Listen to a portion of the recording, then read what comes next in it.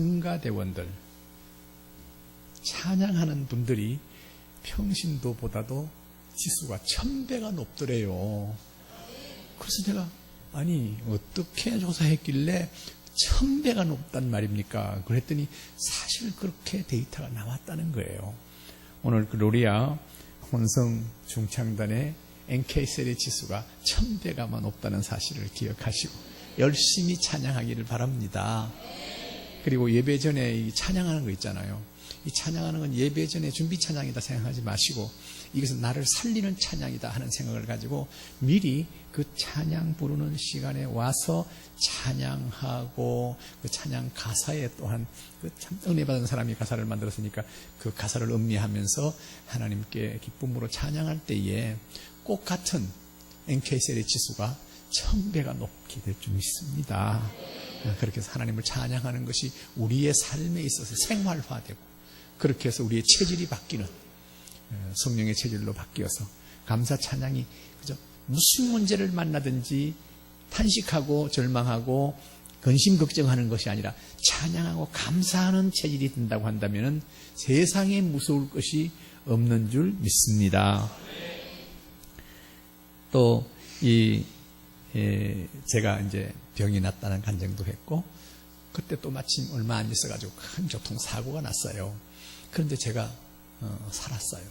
그때 우리 교인들한테 제가 구호를 외치기로 했습니다.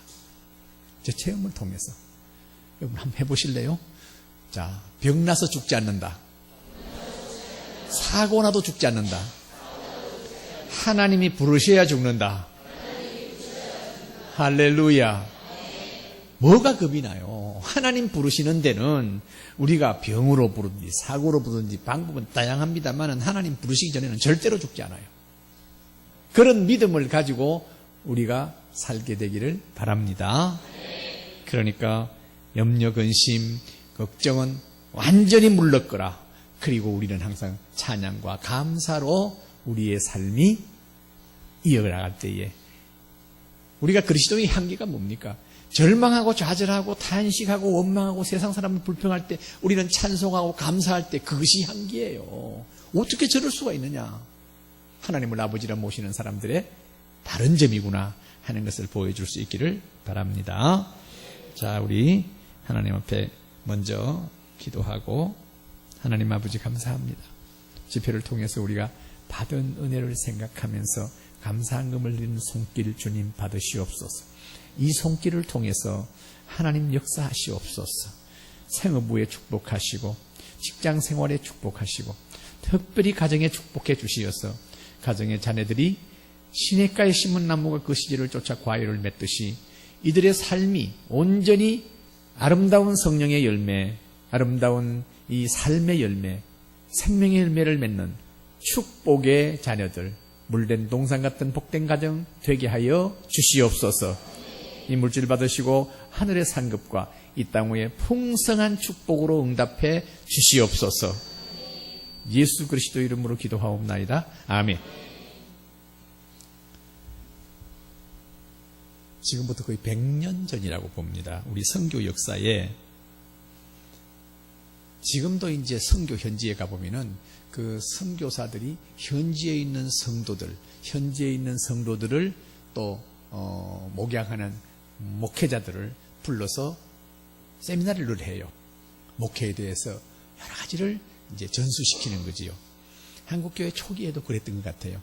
그래서 조선이죠. 그때는 조선의 목사님들을 불러놓고 그들에게 세미나를 하면서 첫 번째 강사가 하는 이야기가 여러분들 조선 목사님들 회개하십시오 한 거예요. 그런데 조선의 교육자들이 무슨 소리야? 우리 보고 회개하라니.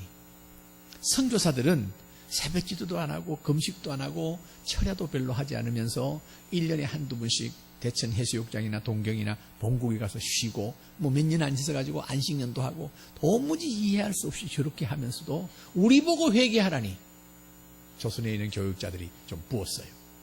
그런데 그 두 번째 말이 더 기가 차는 거예요. 왜 당신들은 조선의 성도들을 가난뱅이로 만듭니까? 이래 된 거예요.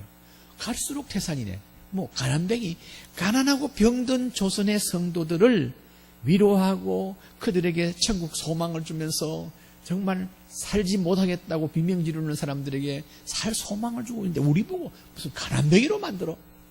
더 이제 열이 받치는데 그것을 알아챈 거예요. 강사는 알아차리고. 그렇다고 한다면은, 그렇지 않다고 한다면은 왜 성도들의 축복의 씨앗인 헌금을 가르치지 않습니까? 그러면서 하는 이야기가 우리가 구원은 값없이 믿음으로 받지만은 축복은 반드시 순종하고 적게 심는 자는 적게 거두고 많이 심는 자는 많이 거둔다고 하는 것을 왜 가르치지 않습니까? 그때야 조선에 있는 모든 교육자들이 맞다. 틀린 말이 아니다. 내가 너무나 힘들고 가난한 성도들에게 돈 설교, 헌금 설교 한다는 게 어려워서 안 했는데 결과적으로 하나님의 계시의 말씀을 제대로 전달하지 않음으로 말미암아 가난뱅이로 만들었구나. 그때부터 교육자들이 회개하고 현지에 돌아가서 담대하게 하나님의 계시의 말씀을 가감없이 전달함으로 말미암아 하나님의 성령이 함께하사 그 조선에 부흥이 일어났다고 하는 교회사적인 하나의 일화가 전해지고 있습니다. 여러분, 저는 목회하면서 1년에 한 번씩 헌금 설교를 합니다. 그런데 놀라운 것은요, 이 헌금 설교에 은혜를 받고 등록하는 사람도 있고요. 어떤 교회에 가서 최근에 제가 이 설교를 했는데 거기에 있는 권사님 한 분이 부산에 내려왔을 때에 극동방송 그 10주년 기념식 때 와가지고 저를 찾아와서 너무 감사하다고 하는 거예요. 자기는 온전한 11조를 하지 못하고 적당히 했는데 목사님 설교 듣고는 온전한 11조를 함으로 말미암아 우리 가정에 얼마나 놀라운 축복이 있는지. 그래서 목사님 만나면 꼭 인사드리려고 했는데 마침 여기서 만났습니다 하면서 서울에 있는 어떤 교회의 교인이에요.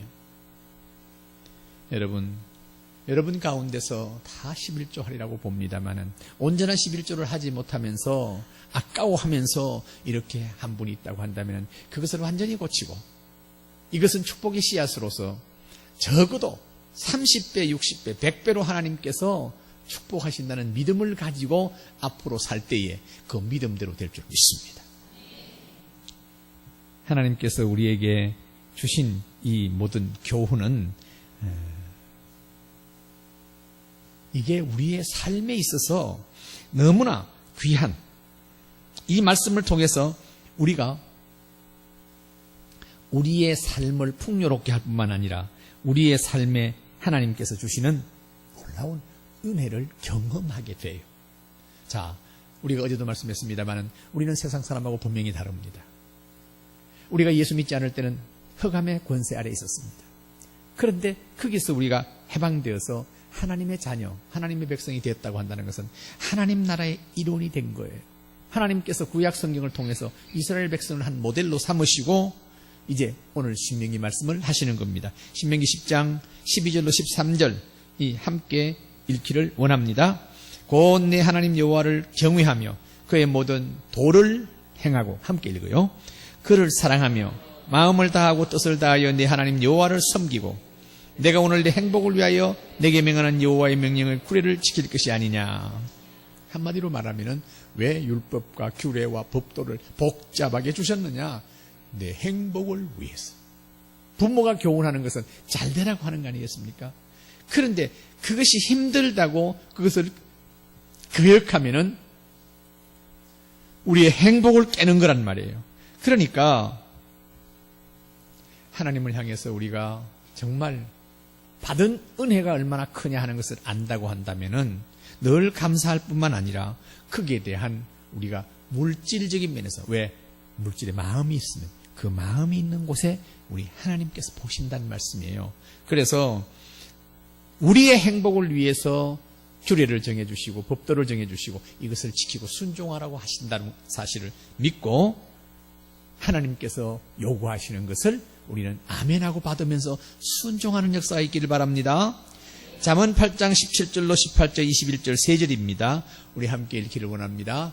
나를 사랑하는 자들이 나의 사랑을 입으며 나를 간절히 찾는 자가 나를 만날 것이니라.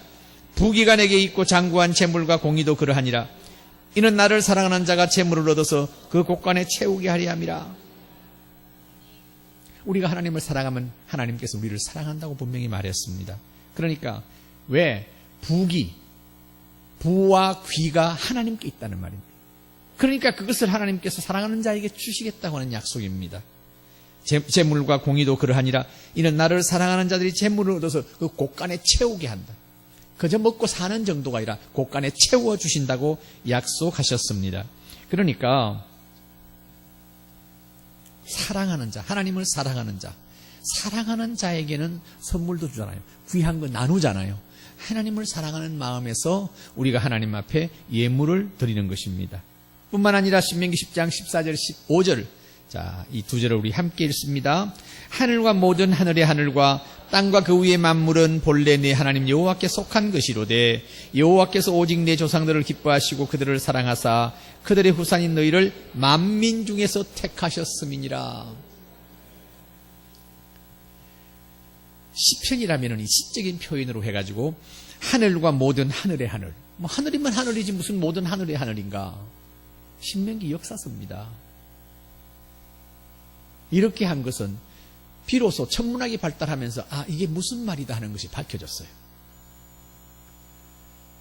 제가 어릴 때는 아주 산촌에서 살았습니다. 지리산 자락 산촌입니다. 경남 함양이라는 곳에서 태어나서 거기서 10살까지 살았는데 여름에 멍석을 깔아놓고 하늘을 쳐다보면 하늘에 별이 쏟아질 것 같이 총총했습니다. 그것이 바로 은하수지요. 그런데 그것을 제가 2013년도에 저 남아공에 가서 봤어요. 남아프리카 공화국에서 리조트에서 하늘을 쳐다보니까 어떻게 그렇게 별이 많은지 완전히 공해가 없으니까. 그런데 그 은하계 하나에 은하수의 별이 몇 개냐? 천문학자들이 하는 말이 2,000억 개래요. 2,000억 개. 2,000억 개인데 그 은하계가 그럼 몇 개냐? 은하계가 1,000억 개래요. 아무도 안 놀라네. 네. 별이 1,000억 개, 2,000억 개 하는 것도 대단한데 그 은하계 군이 그것이 1,000억 개래요. 그 수많은 별들이 누구에게 속했다고 성경은 말하고 있습니까? 하나님께 속했대요. 하나님께서 만드셨고 하나님께서 소유하고 계신다는 거예요. 그 놀라우신 하나님이 저와 여러분의 아버지예요. 할렐루야. 그 하나님 아버지. 하나님께서 우리를 부르셔서 내 아들이라고 딸이라고 성령을 통하여 인쳐주셨다고 하는 것이 얼마나 놀랍고 감사한지 몰라요. 그러니까 여러분, 우리가 감사하다는 것, 찬양할 수밖에 없는 것이 본질적인 면에서 하나님 자녀 삼아주셨다는 그 하나만 가지고도 우리는 늘 감사하고 찬양할 수밖에 없다고 믿습니다, 여러분. 그래서 그런 하나님이 우리 아버지니까 그 하나님 아버지는 한계가 없는 분이, 한계가 없는 분이. 그런데 제가 청소년 때 상당히 혼란이 왔던 것은, 아니 그 하나님이 우리 아버지인데 왜 우리나라의 재벌들은 예수를 안 믿느냐 하는데 갈등이 있었어요. 그런데 제가 좀 성장하면서 세계 시장을 돌아볼 때에 비로소 우리나라는 선교 역사가 짧고 역사가 얼마 안 되다 보니까 그렇구나. 그런데 세계로 눈을 돌려보니까 진짜 부자들은 다 하나님의 사람들이었어요. 여러분, 뿐만 아니라 잠언 10장 22절에 이렇게 말하고 있습니다. 다 같이요. 여호와께서 주시는 복은 사람을 부하게 하시고 근심을 겸하여 주지 아니하느니라. 할렐루야. 아무리 돈이 많으면 뭐합니까? 근심이 많으면은 아무 소용이 없어요. 자, 물질을 많이 가지고 있는데 그 물질 때문에 자녀들이 법정 싸움을 하고 계속해서 하고 있는 그 모습을 보는 부모의 마음이 어떻겠어요? 어떻겠어요? 왕자의 난이라는 것이죠. 그러나 진정 참된 행복은 근심을 겸하여 주지 아니하는 복이라는 말씀이에요. 그런 복을 여러분들이 풍성히 받기를 원합니다. 뿐만 아니라 물질도 많이 받고 또 근심은 전혀 받지 아니하는 순수한 축복을 여러분을 생애에 차고 넘치기를 축원합니다, 여러분. 그러니까 진짜 복이 바로 이런 것이구나 하는 것을 알게 돼요. 글로벌한 시대라고 그러잖아요. 우리는 세계를 돌아보면서 세계 역사를 우리가 참고로 삼습니다. 그런데 제가 한 3년 전에 북유럽을 다녀왔습니다. 북유럽을 다녀왔는데 거기는 덴마크, 노르웨이, 스웨덴, 핀란드 이런 나라들이에요. 그런데 이 나라들이 우리나라의 인구에, 우리나라는 지금 5천만 아닙니까? 나ಹು만 하더라도. 그런데 그건 500만, 600만, 1000만 되는 나라가 하나 정도 있을 정도로 그렇게 인구도 적고, 또 북쪽이 되다 보니까 거기에는 동토의 나라예요. 그런데 그 나라가 얼마나 잘 사는지, GNP가 우리나라는 3만 불이라고 치면은 그 나라는 9만 불, 8만 불, 6만 불 이런 정도로 잘 사는 거예요. 그런데 500년 전만 하더라도 그들은 천주교가 그들의 나라의 모든 종교를 지배했습니다. 국교였습니다. 그런데 종교개혁이 일어난 500년 전에 종교개혁자 루트를 통해서 그 모두가 다 개신교로 바꾸게 됐습니다. 그렇게 되기 전까지 그들은 어떻게 살았느냐? 바이킹의 후예들이라고 자랑하고 있는데, 바이킹족은 어떤 족속들이냐 하면은 바다의 해적들이에요. 바다의 도둑놈들이야. 그런데 그것을 기념해가지고 박물관도 바이킹 많은 자료들이 전국에 있어요. 나라마다. 아니, 자기 조상이 도둑놈이라는 것을 선전하고 있냐? 그런데 이들이 복음을 받고 변화되고, 첫째 복음이 들어가면 사람을 바꿉니다. 변화되고, 그리고는 그들에게 하나님 부를 주세요. 축복을 해주세요. 그래서 그들이 우리보다 그렇게 잘 살고 있는 것은 자원이 풍성한 것도 아니고, 또 노르웨이 같은 나라는 물론 석유를 줬습니다만은 그 외에는 그렇지 않아요. 덴마크 같은 나라는 목사님이 그 나라를 위해서 나무로 심고 엄청 헌신한 흔적이 있습니다. 변화된 사람들을 통해서. 그래서 그들의 나라가 그렇게 잘 사는데, 지금은 과거에는 해적들로서 주위에 있는 모든 민족들을 괴롭혀서 그들을 해적질을 했는데, 지금은 어떻습니까? 노르웨이, 스웨덴 이런 나라들은 노벨상을 제정해가지고 인류에 공헌하는 사람들에게 상을 주고 있잖아요. 저는 이런 것을 보면서 참 복음이 들어가는 곳에는 사람을 바꾸면서 축복을 해주신다. 영국도 마찬가지예요. 영국도 이 사람들의 조상은 질이 좋은 사람들이 아니었어요. 역시 해적과 같은 사람들이었어요.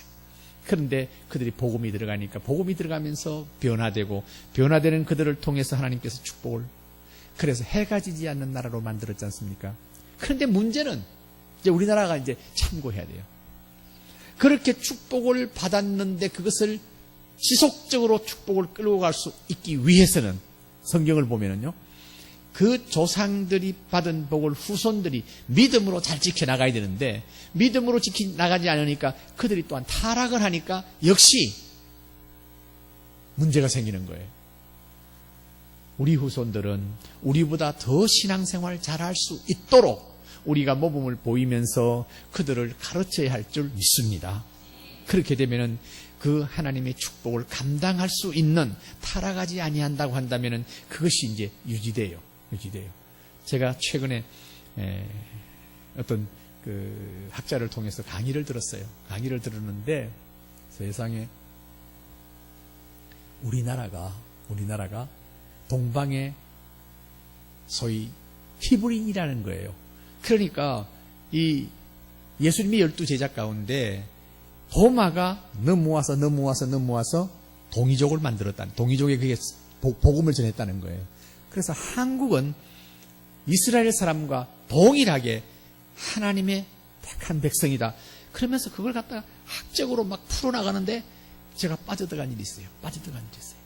그런데 그것을 연구해가지고 우리나라가 최초의 기독교 국가라는 거예요. 가야국부터 시작해서. 그런 것을 쭉 했는데 그걸 40년 동안 연구한 학자가 예수 믿는 사람이냐 하니까 아니라는 거예요. 그래서 이게 책이 안 나오느냐 하니까 책이 나온대요.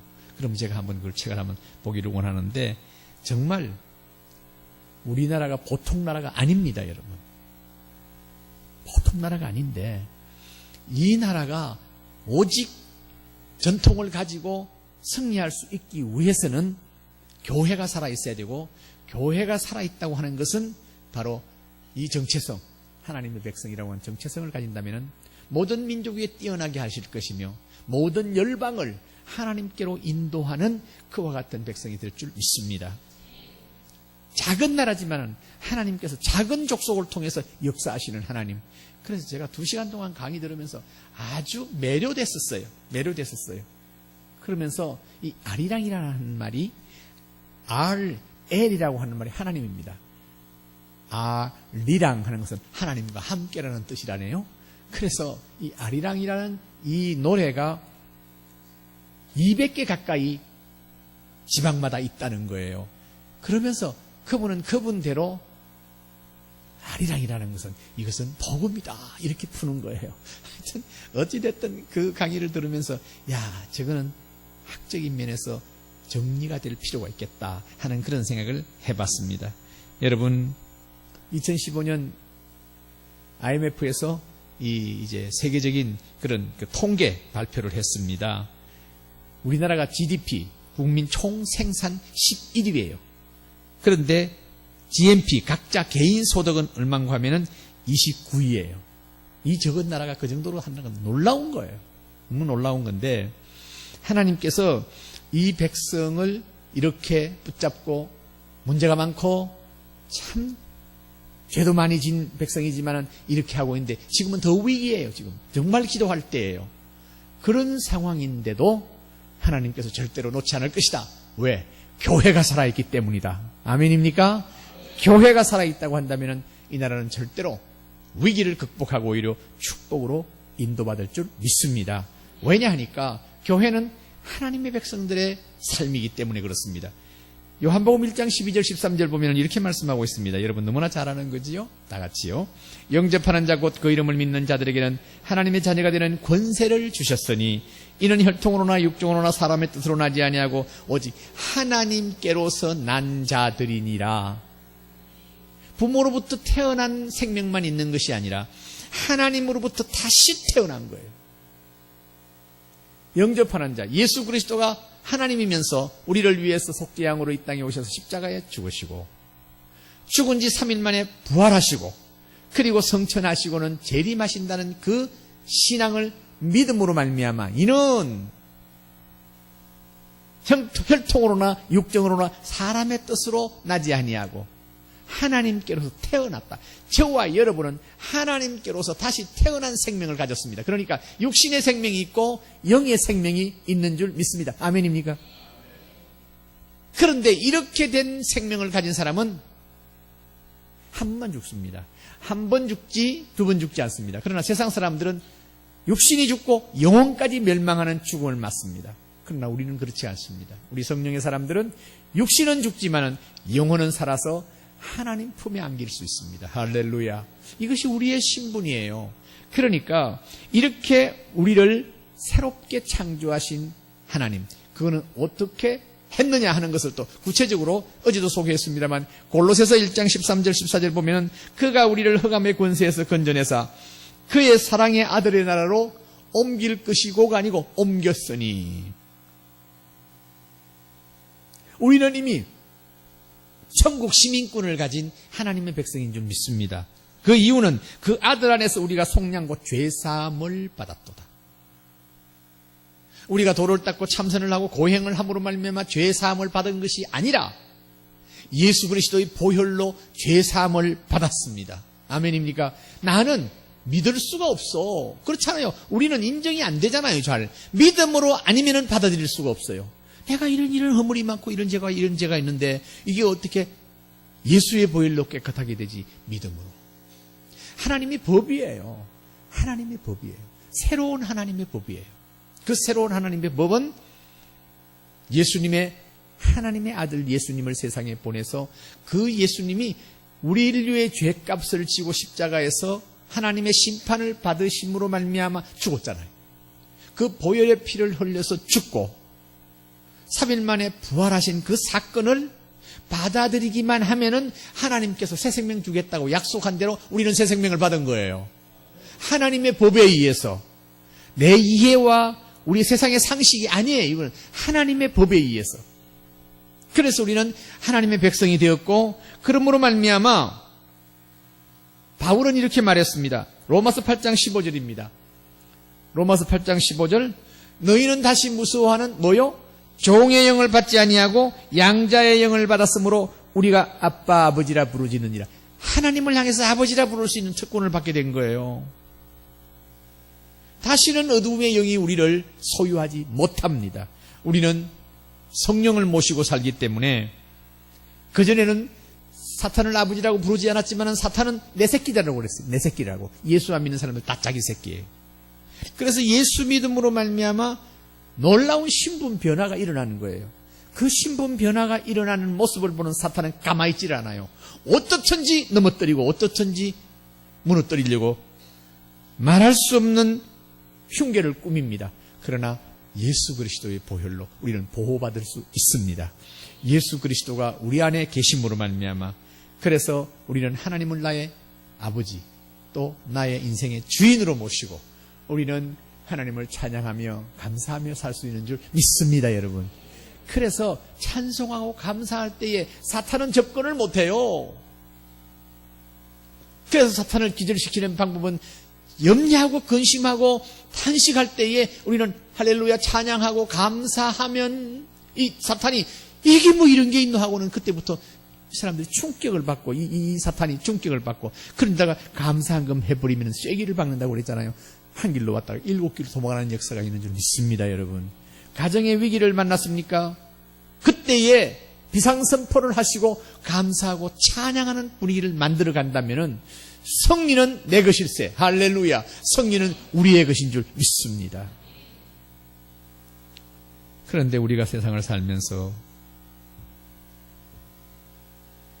하나님이 나의 구주요, 나의 주인이요, 내 인생의 주인이라고 말하면서 고백하면서 그렇게 살아야 되는데, 사탄은 우리 눈에 보이는 걸 가지고 혼란을 줘요. 그래서 세상 사람들, 예수 안 믿는 사람들은요, 하나님이 누군 줄 아세요? 물질이에요, 물질. 돈이 하나님이에요. 돈 없으면 못 산다고 그래도. 어떤 할아버지가 통장만 쥐고 있는 거예요, 통장. 절대로 자식들한테 통장을 안 줘요. 그런데 오늘날 통장만 가지고 있다고 돈이 내 겁니까? 인터넷 뱅킹이라든지 모든 방법으로 돈은 빠져나갈 수 있게 돼 있어요. 그런데 할아버지는 통장만 가지고 있으면 되는데, 그 숫자만 가지고 있으면 되는데 숫자 안에는 다 비었는데. 여러분, 세상에 돈 없으면 못 산다. 분명히 그렇게 이해할 수 있죠. 돈 없으면 어떻게 삽니까? 모든 게 다 돈인데 라고 말할 수 있습니다만은, 그러나 우리는 하나님 한 분만으로 만족합니다. 왜? 그 하나님이 우리에게 생명 주시고 건강 주시고 물질 주시고 필요한 것 다 채워주실 수 있는 분이 우리 하나님이시기 때문에, 하나님이 우리의 인생의 주인이요, 그 하나님을 바라보면서 믿음으로 사는 자에게 반드시 승리하게 되어 있고, 의인은 믿음으로 살리라. 할렐루야. 아멘입니까? 믿음으로 사는 거예요. 그래서 우리 주님께서는 마태복음 6장 24절입니다. 24절에 뭐라고 말했습니까? 마태복음 6장 24절, 한 사람이 두 주인을 섬기지 못할 것이니 호기를 미워하고 저를 사랑하거나 호기를 중히 여기고 저를 경히 여김이라. 너희가 하나님과 재물을 겸하여 섬기지 못하느니라. 하나님께서는 둘 중에 하나를 선택하라는 거예요. 물질이냐 너희 주인이, 너희 주인이 하나님이냐. 제가 셋을 낳고 넷째를 입양했다고 그랬지요. 그런데 그 입양은 북한에서 휴전선에서 근무하는 젊은이입니다. 그가 공산당으로 출세하려고 했지만 그것이 무너지는 역사가 있었나 봐요. 그는 김일성이가 싫고 김정일이 싫은 것이 넘어온 게 아니었어요. 그가 꿈이 사라질 것 같으니까 남한 방송을 듣기 시작했고, 그래서 안개 낀 이런 새벽에 임진강을 도강해가 넘어왔어요. 그래서 참 노크 사병같이 그렇게 해서 그 지뢰밭을 통과해서 살아서 돌아온 거지요. 그래서 그 당시 서울에 다 찼기 때문에 탈북자들이 대부분 중국에서 넘어옵니다만은 이 아이는 휴전선을 넘어온 얼마 되지 않는 사람 중에 한 사람이었어요. 그래서 부산으로 배치됐고, 부산으로 배치되게 된 것은 참 이것도 하나님의 은혜인가 봐요. 저희가 목회하고 있는 제 구역의 경찰서로 온 거예요. 그래서 그 경찰서에서 어느 교회로 인도할까 했는데, 마침 제가 북한도 다니고 하니까 저 호산나교회, 그때는 세중앙교회였습니다. 그 교회로 인도해서 형사가 옆에 앉아서 권총 차고 늘 데리고 왔던 아이예요. 그래서 그 형사는 한 6개월도 안 돼서 예수를 믿게 됐는데, 이 녀석은 3년이 돼도 예수를 안 믿어요. 그러니까 어릴 때부터 세뇌된 것이 얼마나 무서운지 몰라요. 김일성이, 김정일이가 그 머릿속에 꽉 박혀가지고 그 일이 하나님이에요. 그래서 참 불쌍하잖아요. 고아도 입양하고 하는데 고아와 같은 거니까. 그래서 우리 애들하고 함께 이제 주말 되면 우리 집에 와서 지내고, 그 다음에 그들이 국가에서 준 아파트가 있어요. 거기서 멀지 않는 곳에 살고 있었는데,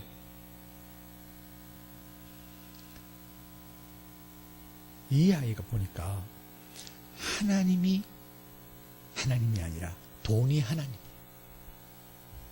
지금 북한 사회에서 탈북한 사람들 대부분 돈이 하나님이에요. 그런데 그들이 돈 벌기가 얼마나 힘들은지 자유시장 경제에 적응을 못해요. 그들은 속이고 그들은 거짓말하고 하는 것이 체질이 돼 있어요. 왜냐하니까 아무리 열심히 해도 똑같이 받는 거예요. 결혼 피워도 똑같이 받는 거예요. 그러니까 뭐 때문에 일하겠느냐고요. 뭐 때문에 열심히 하겠냐고요. 그래서 이 아이에게 바꾸기 위해서 그 주유소에 기름도 넣게 하고 자동차 학원에 보내고, 그 다음에 전문 학교를 자동차 학과에 보내고, 그 다음에 4년제 대학으로 트랜스폼 해가지고, 그래서 졸업을 하고는 르노 삼성 자동차에 들어가게 해서 거기서 11년 동안 있다가 명퇴해가지고 지금은 카센터를 하는데, 이 도색에 대해서 도사예요. 기술이 좋아가지고 단골이 아주 많습니다. 그런데 이러기까지 고비가 있었습니다. 돈 추출해가지고 상당한 돈을 또 주식해가지고 날려버리고, 또 한 번은 돈이 떨어지니까 이놈이 카드깡을 해가지고는 또 주식을 해가지고 다 날리고는, 카드깡 그게 무서운 겁니다. 그거 얼마나 이자가 높은지 18% 20% 가까이 되는 거예요. 그러니까 도저히 소망이 없으니까 우리 집에 와가지고 얘 어디 갔니? 왔다더만 어디 갔니? 그랬더니 저 작은 방에서 있대요. 작은 방에 가보니까 울고 있는 거예요. 그래서 내가 불러가지고 어떻게 된 거냐 하니까 여차저차지. 그래, 카드 깡한 거 다 내놔봐라. 카드 깡에 내가 5개 카드를 만들어가지고 돌리맞고 이렇게 하다가 내놓길래, 그래서 제가 그 중에서 이자 가장 비싼 거 마이너스 통장을 뽑아가지고 이놈한테 해주면서, 너는 아무리 내가 일을 하지 않고 네가 그냥 불로소득은 평생 해라. 안 된다. 너는 지뢰밭을 통과해서 하나님께서 불러주신 것은 하나님의 백성 삼으시고, 하나님의 백성은 땀 흘리고 수고해야 먹고 살게 돼 있다. 그렇게 할 때 하나님께서 복을 주신다. 알겠느냐? 다시는 안 한다고 약속하면 내가 이것을 메워준다. 그러나 이 공짜가 아니다. 네가 반드시 벌어서 갚아야 된다. 네 나이가 얼만데 70이 다 된 아버지한테서 내가 이렇게 할 수 없는 거다. 알겠나? 하니까 알겠다. 아직까지 갚지는 않았습니다만은 그래도 지금은 다른 짓 안 하는 거예요. 참 아내를 잘 얻었어요. 둘째 며느리가 아주 착하고 인물도 예쁘고 또 믿음도 좋아요. 그런데 지금 아들 둘 낳아가지고 키우고 있습니다만, 하나님께서 이제서 그가 수년 전에 체크를 했더니 11조를 안 하는데, 목사들이 11조를 안 해.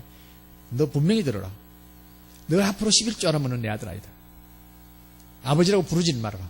그리고 월급 받는 걸 자기가 관리하고 있는 거요. 도대체 내가 이걸 안 가르쳤구나. 나는 26세 결혼해가지고 23살 먹는 너희 엄마한테 다 맡겼다. 다 맡기고 나는 용돈 다 썼다. 하나님께서 그렇게 가정 살림은 아내에게 주는 것이다. 그리고는 며느리한테 너 반드시 11조 해야 된다. 알겠다. 그때부터 이제 11조는 해요. 그래서 지금은 아주 안정이 되고 집도 사고 이제는 제법 이제 가정을 꾸려나가는 그런 상황에 있습니다. 하나님께서 은혜를 주신 거예요. 그러면서 제가 미션을 줬어요. 너는 탈북해가지고 남한에서 잘 먹고 잘 살라고 한 게 아니고, 너는 반드시 북한의 선교를 위해서 꿈을 가지고 있어야 된다 라고 제가 했고, 그 손자 둘이가 아주 신통해요. 자기도 아빠가 태어난 곳 북한에 가서 선교할 거예요. 조그마한 애가부터 그렇게 말하고 있어요. 그것도 얼마나 신통한지 모르겠어요. 여러분, 우리의 주인은 하나님이십니다. 아멘입니까? 내 생명, 내 건강, 내 모든 것을 책임지시는 분이 하나님이세요. 그것에 대해서 가장 기본적인 하나님 앞에 헌금은 11조예요. 11조. 11조는 우리의 신앙 고백입니다. 종교개혁자 칼빈은 이렇게 말했습니다. 교회가 돈에 대해서 많은 이야기를 하는 것이 문제가 아니라 올바른 이야기를 하지 않는 것이 문제라고 말했습니다. 헌금의 기본 단위는 11조예요. 우리의 신앙 고백이에요. 제가 어릴 때는 주위에 있는 사람들 가운데 소장농이 있었습니다. 소장농. 지주에게 논을 빌려가지고 농사를 짓고 어느 정도 자기가 갖고 나머지는 주인한테 주는 소장농이라고 그래요. 이스라엘 사람들은 아직도 땅이 자기 것이라고 생각하지 않아요. 다 하나님께서. 그러니까 우리가 하나님 앞에 모든 것을 빌려 쓴다는 거예요. 사실이거든요. 그게요. 내 생명도 언젠가는 하나님이 불러가시면 흙이 돼버리고 모든 거 다 놓고 가요. 그런데 가지고 가는 것이 있어요. 우리가 하나님 앞에 11조 내고 우리가 헌물하고 하는 것은 다 하나님 나라에 우리는 쌓는 거예요. 그것이 축복의 씨앗이에요. 하늘의 상급과 이 땅의 축복으로 하나님이 역사하는 줄 믿습니다. 그래서 말라기 3장 10절은 이렇게 말하고 있습니다.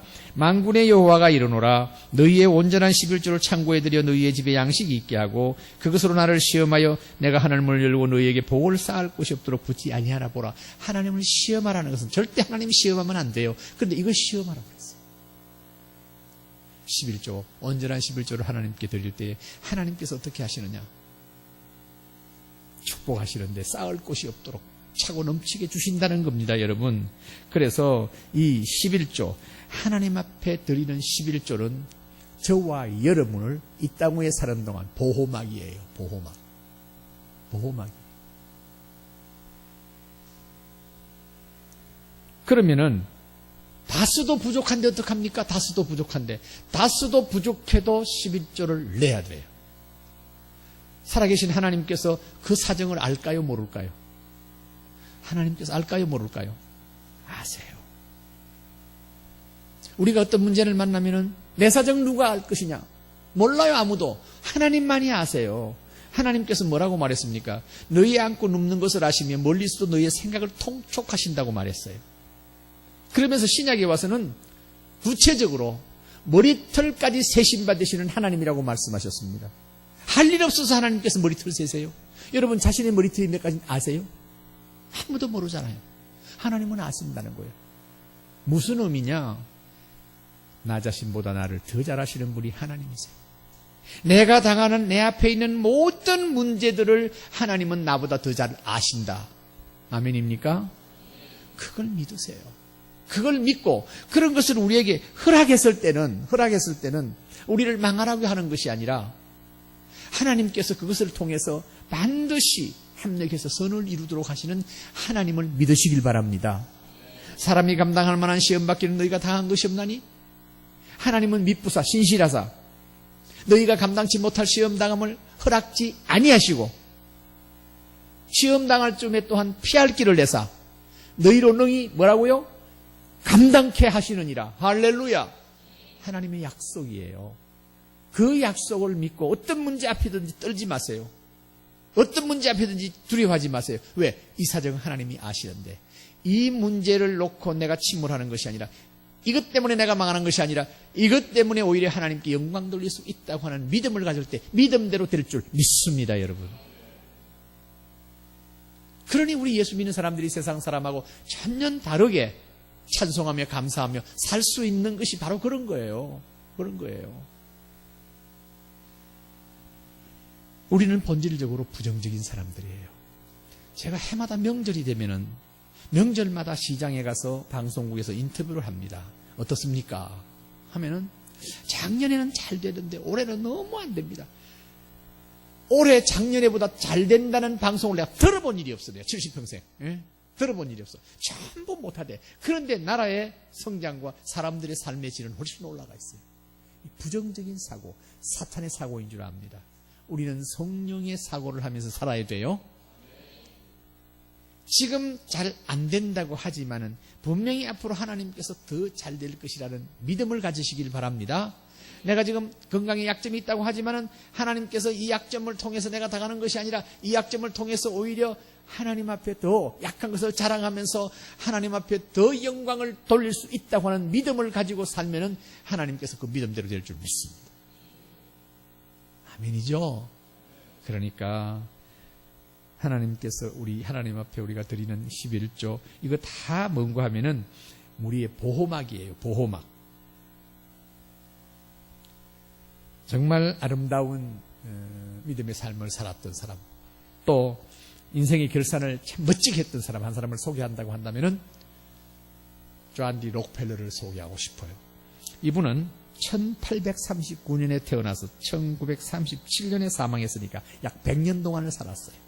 100년 동안을 살았는데 현재 세계에서 가장 큰 부자인 빌 게이츠보다도 3배 더 부자였습니다. 3배 더 부자였습니다.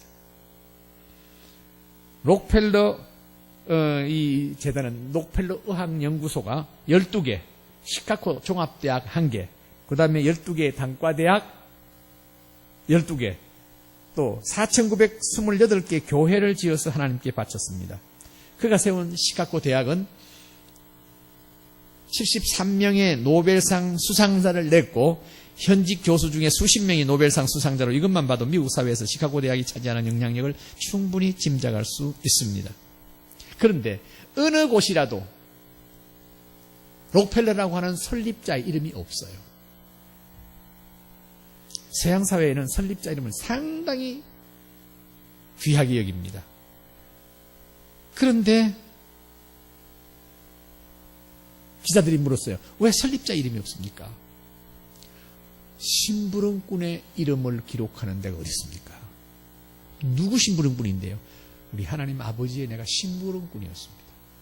하나님 아버지 영광 받기 위함입니다. 할렐루야. 여러분과 여러분 자녀들이 이 록펠러 같이 큰 부유한 자가 되어서 하나님의 이름을 높이고 영광 돌리는 역사가 있기를 바랍니다.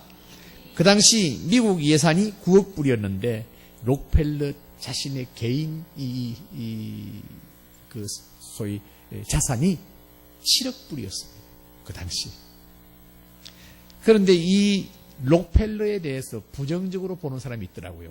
제가 직접 들었어요. 기독교 방송국인데 몇 사람이 편들들하고 서로 토론을 하는데 개신교에서 헌금을 강조하면서 록펠러를 들고 한다. 어쩌고 저쩌고 하면서 부정적으로 이야기하더라고요. 몰라서 그래요. 제가 이 록펠러를 설교에 등장하기까지의 그 사람에 대해서 나름대로 스터디를 했습니다. 록펠러가 50세 때에 건강에 위기가 왔습니다. 의사들이 병명을 찾아내지 못하고 병명을 모르니까 약을 쓸 수가 없고 점점 생명이 꺼져가는 상태예요. 그때 록펠러가 하나님 앞에 엎드립니다. 하나님, 내가 그동안에 이렇게 살아오면서 여러 가지로 교만하고 하나님 앞에 잘못한 것 있으면 용서해 주시고 히스기야에게 생명을 연장해 주셨듯이 저의 생명을 연장해 주신다면 남은 생에 더욱더 하나님 앞에 헌신하겠습니다. 그때부터 생명이 회복되기 시작했고 50세에 그랬으니까 100세 가까이 살면서 그가 너무나 놀라운 일을 했는데 그분뿐만 아니라 그분의 형제들, 그분의 자녀들이 얼마나 큰 일을 했는지 모릅니다. 정치적으로나 사회적으로나 경제학적으로. 그래서 이 록펠러가 세상을 떠났을 때에 록펠러에 대해서 가장 비판적으로 했던 버트란트 러셀이라고 하는 영국의 철학자, 비스마르크라고 하는 이런 사람들이 살아있을 때는 맹비난하고 했던 사람들이 돌아가시고 난 후에는 현대 역사에 이 록펠러와 같이 위대한 역사를 한 사람은 없다 하고 칭송을 했습니다. 그건 믿는 사람도 아니었습니다. 그런데 이 록펠러가 어떻게 11조를 그렇게 했느냐? 11조만 관리하는 사람들이 60명이 있었습니다. 그런데 이분이 하는 이야기가 자기가 어릴 때에 아르바이트를 해서 주급으로 1불 50센트를 벌어서 그것을 어머니에게 드렸더니 어머니가 그것을 아주 대견하게 받으면서 존, 정말 대견하구나, 정말 감사하구나, 정말 고맙구나. 그런데 존, 너 여기에서 15센트를 하나님께 11조를 드린다면 하나님께서 너무 기뻐하시고 너희 생애를 통해서 크게 축복하실 거다. 그 말을 듣고 그때부터 11조 하기 시작했어요. 여러분, 어릴 때부터 아이들에게 11조를 가르치기를 바랍니다. 저는 이 사실을 알고부터는 저희 아이들, 저희 손자, 손녀들에게 용돈을 줄 때 이거 11조 얼마지? 4살만 돼도요, 10,000원 주면 1,000원요 알더라고요. 하나님께 바치라고. 그래서 어릴 때부터 11조 하도록 해야지. 그가 록펠러가 하는 말이 자기가 어릴 때에 15센트 11조를 바치지 않았다고 한다면 내가 100만 불을 하나님 앞에 11조 바칠 수 없었을 것이다. 어릴 때부터 돼야 돼요. 어릴 때부터. 여러분, 하나님께서 여러분을 예수 믿고 새 생명을 주셔서 하나님의 자녀 삼아주셨다고 한다면 이 땅 위에서 아쉬움으로 사는 것이 아니라 가슴 벅차게 하나님의 축복을 자랑하면서 간증하면서 살 수 있도록 예비되어 놓으신 줄 믿습니다. 그렇기 위해서는 축복의 씨앗인 11조, 그 다음에 헌물, 모든 하나님 앞에 드리는 모든 것은 하나님께서 축복의 씨앗으로 받는 것입니다, 여러분. 그러니까 여러분 시험해 보시라고요. 시험해 보시라고요. 11조 가지고 구제하고 11조 가지고 선교하고 이거 옳지 않습니다. 11조는 하나님 앞에 바치고 그 다음에 내가 내 것 가지고 헌금하고 내 것 가지고 하는 거예요. 저희 동생 둘이가 목사였습니다. 우리 어머니가 95까지 사시다가 돌아가셨는데 우리 집에 와서 계실 때에 우리 바로 우리 형님이 장로였고 우리 형님이 집사님이었는데 이분들이 11조를 동생들 개척교회에 보냈다는 소식을 제가 들었어요. 그래서 동생한테 전화를 해서 너 형님들 11조 받냐 했더니 유구무원이야. 받는 게 아니거든. 알면서도 받았으니까 유구무원이야. 그래서 내가 분명히 내가 형님들한테 전화해서 11조를 너희한테 보내는 게 안 보낼 거다. 그래 알아라 하고는 제가 형님들한테 전화했어요. 형님 동생 교회가 어렵고 개척하니까 11조 보내고 싶은 마음이 있겠죠. 그러나 11조 헌금은 내가 영적 양식을 먹는 곳에 11조를 드리는 것입니다. 그 외에 내 돈으로 선교 헌금하세요. 동생들한테 선교 헌금하세요. 내가 그렇게 하고 있지 않습니까? 아시겠습니까? 하나님께서 축복하셔야 교회가 부흥합니다. 하나님께서 하지 않은 형님들이 교회를 도와준다고? 아니요. 그 소리를 옆에 듣고 있다가 우리 어머니가 아주 표정이 안 좋더라고요. 그래서 마음이 상한 거지요. 어려운 동생들한테 형님이 돕는다는데 그걸 못하게 한 거라고 본 거예요. 그래서 선우 좌우 여차저차 했자고 하니까 그런 기가 그렇습니다. 그러니까 어머니는 기도하시고 우리가 형편대로 선교비를 동생 개척교회에 돕는 게 그것이 복이지 11조는 본교회에 내는 것입니다. 그래서 그렇게 한 일이 있습니다. 여러분 대부분 다 우리 교회는 이제 앞으로 하나님의 축복이 있어가지고 이렇게 하는데 아니에요. 교회에서 또한 그 물질 가지고 선교하고 구제하고 다 하잖아요. 그런 면에서 철저하게 하나님 앞에 헌신하는 여러분 되시기를 바랍니다. 그런데 어떤 사람들은 이건 율법이다, 구약 때부터 있었다, 신약에서 강조하고 있지 않지 않느냐라고 말합니다만은 구약이라고 한다면은 율법 시대부터입니다. 율법 시대. 그러면 율법 시대에 그렇게 했다고 한다면은 율법 있기 이전, 율법은 언제부터입니까? 레위기가 있을 때부터입니다. 그리고 그 이전에 창세기, 아브라함, 이삭, 야곱의 아들들 가운데 레위가 있습니다. 그때부터 있었던 거예요. 그러다 보면 창세기 때 11조 한 것은 저는 잊어버리고 있어요. 소돔 고모라가 멸망했습니다. 그달 나오면 5개국이 쳐들어와가지고 그들을 다 포로로 잡아가고 재산 다 빼앗겼습니다. 그 소식을 들은 아브라함이 조카 롯을 생각하고는 자기가 키우던 기르던 380명의 목동들이죠. 이 사병과 같습니다. 이들과 주위의 동맹 맺은 부족들과 함께 기습작전을 해서 다 찾아와요. 재산도 찾아오고 포로도 찾아와요. 그때에 소돔 고모라 왕이 재산은 다 가지고 포로만 돌려달라. 아브라함이 너 그렇게 할 필요 없다. 그렇게 안 하겠다. 단 11조만큼은 멜기세덱 대제사장한테 죽었다. 그래서 그때 멜기세덱에게 11조를 드려요. 창세기 14장 20절을 이렇게 말합니다. 너희 대적을 내 손에 붙이신 지극히 높으신 하나님을 찬송할지로다 하매 아브라함이 그 얻은 것에서 10분의 1을 멜기세덱에게 주었더라. 율법 이전에 이미 11조를 하고 있었다는 사실인 것입니다. 자, 여러분 보세요. 내가 아침부터 일찍 일어나서 수고하고 내가 이렇게 해서 내가 재산을 모았는데 이게 왜 하나님 것이냐? 나에게 열심히 일하도록 건강을 주셨고 내 모든 조건과 상황과 모든 것을 하나님이 허락하셔서 한 것은 전부가 다 하나님 것이에요. 그것이 하나님 것이다라고 고백하는 마음에서 11조를 하나님 앞에 드리는 것입니다. 학개서 2장 8절 같은 데 보면 이렇게 말합니다. 은도 내 것이요 금도 내 것이니라 만군의 여호와의 말이니라. 아멘입니까 여러분? 신약 성경에는 이는 땅과 극이 충만한 것이 주의 것임이니라. 아멘입니까? 제가 우리 교회 지금 영상을 하나 보여드리겠는데 한 15년 전에 거예요. 이분이 장로로 은퇴까지 했습니다. 이분이 밤의 황태자라고 한다면 주묵세계에 살았던 사람입니다. 칠성파 있죠. 칠성파의 두목의 동생인데 이분이 예수 믿고 교회는 다녔는데 제자훈련을 안 했어요.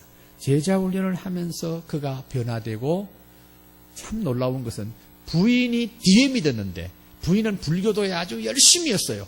그런데 부인이 믿음이 더 빨리 자라는 거예요.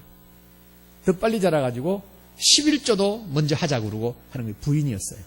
그런데 11조하고 주일 성수하고 함으로 해서 엄청 축복을 받았습니다. 그 영상을 보여드리겠습니다. 이성학 집사라고 되어 있는데 사실은 장로입니다. 지금은. 네. 불좀 끄겠습니다. 강북동 일대를 휘어잡던 밤의 황태자 이승학 집사. 오락실을 2개나 운영하며 한 달 매출 7천만 원은 거뜬히 올리던 큰손. 그러나 마음은 늘 공허하기만 했다. 그때는 돈은 있어도 항상 불안하고 마음이 안정이 안 됐고 지금은 너무 편안하니까 하나님이 그게 천만이지. 근심 걱정도 없고 모든 건 하나님한테 맡기고 생각하니까 너무 즐겁지 뭐. 행복하고. 이제 예전의 모습은 그에게서 찾아볼 수가 없다. 하나님을 만나 모든 것이 변해버린 사람. 행복한 남자 이승학 집사다.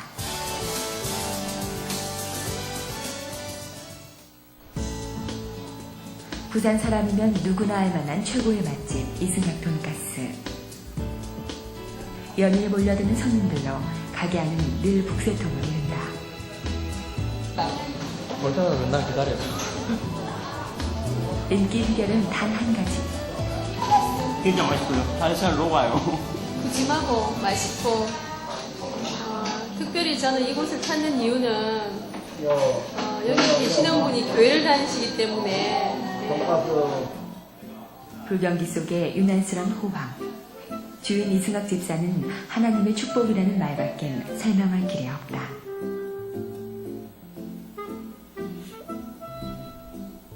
우리는 6일 장사를 하지만 7일 장사하는 사람들이 문 닫고 좀 망하더라고요.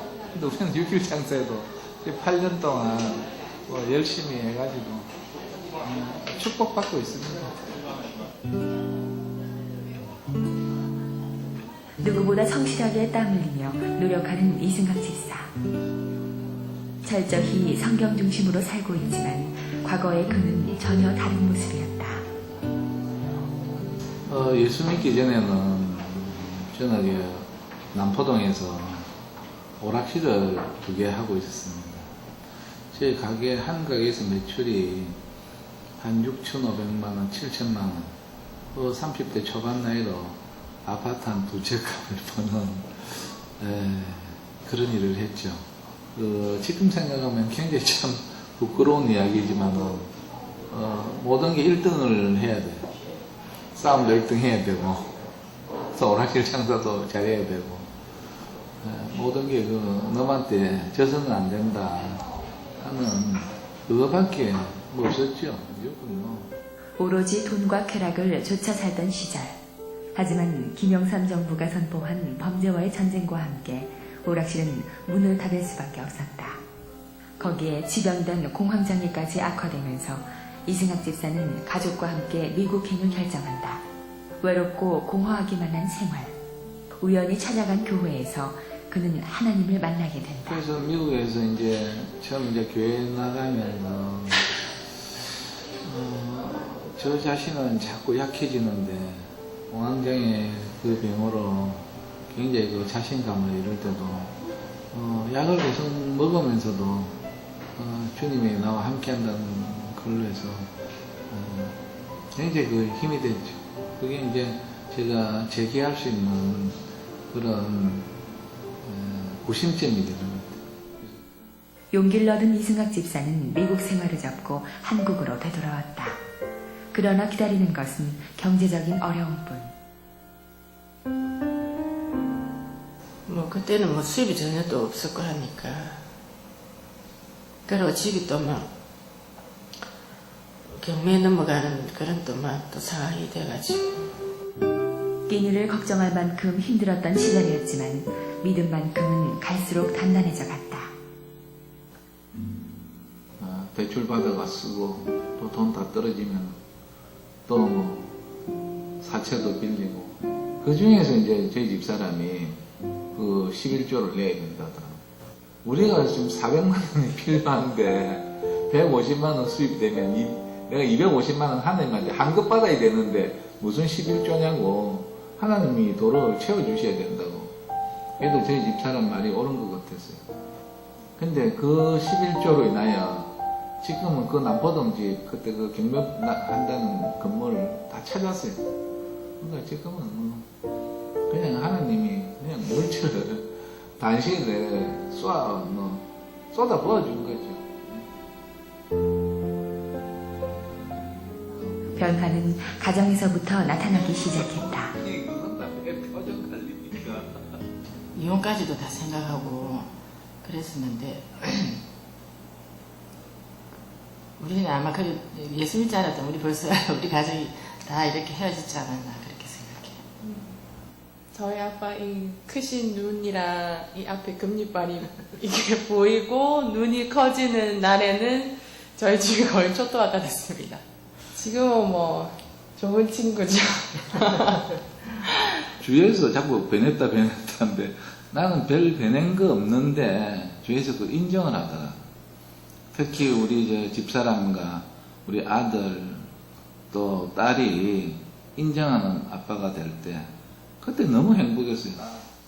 보여줄 게 있는데 이승학 집사에게 찾아온 기적은 여기서 그치지 않았다. 내가 먹는 수십 년을 괴롭히던 공황장애까지 낫게 된 것이다. 치료하는 약이에요. 한 22년 정도 먹었는데 작년 11월 달부터 이 약을 안 먹어요. 우리 담임 목사님인 최홍준 담임 목사님 그 치유 기도로 인하여 이 약은 끊었어요. 성경을 읽는 시간은 이승학 집사가 하루 중 가장 중요하게 여기는 시간이다. 이 속에서 너무나 귀한 하나님을 만났기 때문이다. 전하고 나누어도 마르지 않는 샘솟는 기쁨.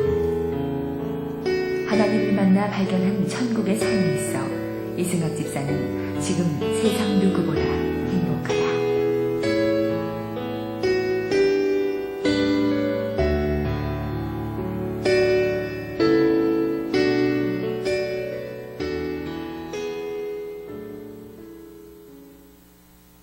저분이 미국에서 신앙을 가졌습니다만 교회만 왔다 갔다 했지 훈련이 없었기 때문에 위기 대처 능력이 없었어요. 저희 교회 와서 제자 훈련 받고 저분이 완전히 새롭게 되면서 주의를 성수하고 지금 저런 그 돈가스라든지 피자라든지 이런 젊은 사람이 좋아하는 음식은 공휴일날 3배 장사가 잘 돼요. 그런데도 탁 문 닫고 주의를 성수하고 11조 드리고 하는데 하나님께서 축복해 주셔서 지금 부산 쪽에는 거의 많은 브랜치가 서가 있고 참 신앙생활 참 잘하고 있습니다.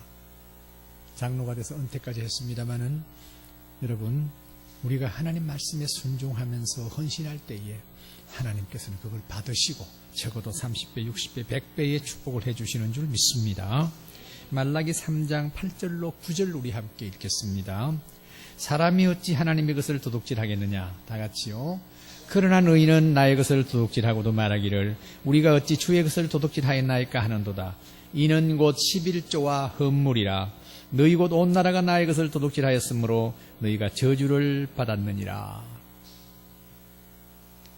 하나님께서는 소위 소장농이 그 소장료를 내지 아니하면은 주인 것을 도둑질하는 것으로 보는 거예요. 하나님께서 그렇게 보시는 겁니다. 그러니까 그걸 회수하는 거죠. 우리의 계산대로 살지 마시고 하나님의 계산대로 사는 여러분 되시기를 바랍니다. 어떤 분이 이런 질문을 하더라고요. 저는 11조 꼬박꼬박 했습니다. 그런데 회사가 지금 위기를 만나고 있습니다. 그래서 제가 물었어요. 어떻게 11조를 했습니까? 사장으로서 자기한테 주어지는 사장의 월급은 철저하게 11조로 했는데, 그럼 기업 이유는요? 기업 이유는 안 했대요. 그러면 기업이 그렇게 넘어갈 수밖에 없지요. 기업 이윤도 11조를 내야 됩니다.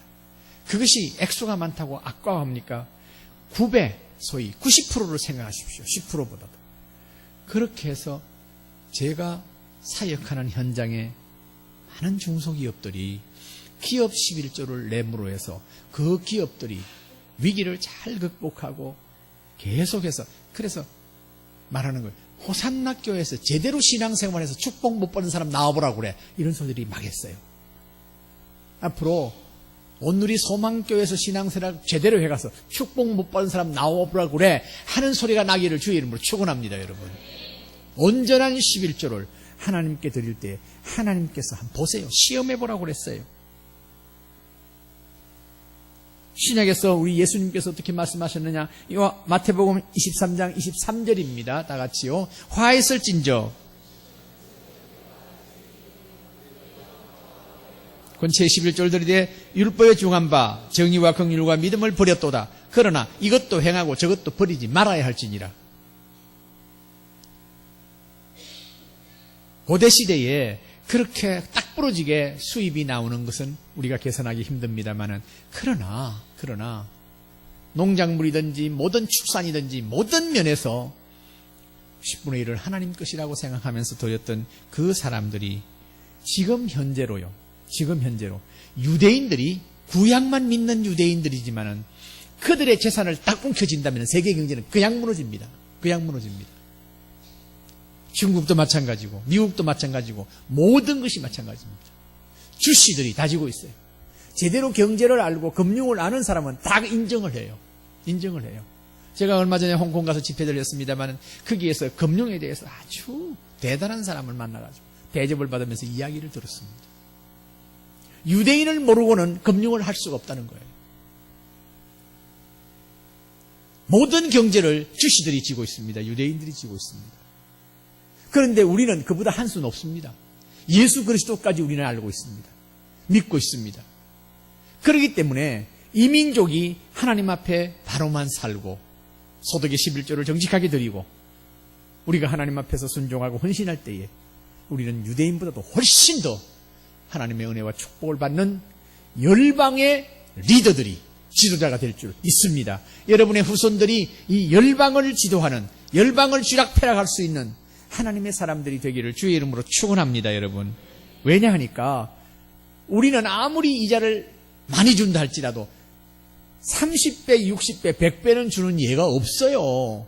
그런데 주님은 약속하셨습니다. 미니멈 30배, 60배, 100배, 그거는 300%, 600%, 1000%를 준다는 말씀이에요. 그런 믿음을 가지고 우리가 하나님 앞에 헌물하고 하나님 앞에 11조 할 때에 하나님께서 그 믿음대로 될 줄 믿습니다. 여러분과 여러분의 후손들이 존.D. 록펠러 이상으로 하나님의 놀라운 축복을 받아서 하나님께 영광 돌리는 역사가 있기를 주의 이름으로 축원합니다. 하나님 아버지 감사합니다. 하나님께서 오늘 이 소망교회를 축복하시고 우리 귀한 원로 목사님 그리고 담임 목사님 귀한 장로님들을 세워주신 것 참으로 감사합니다.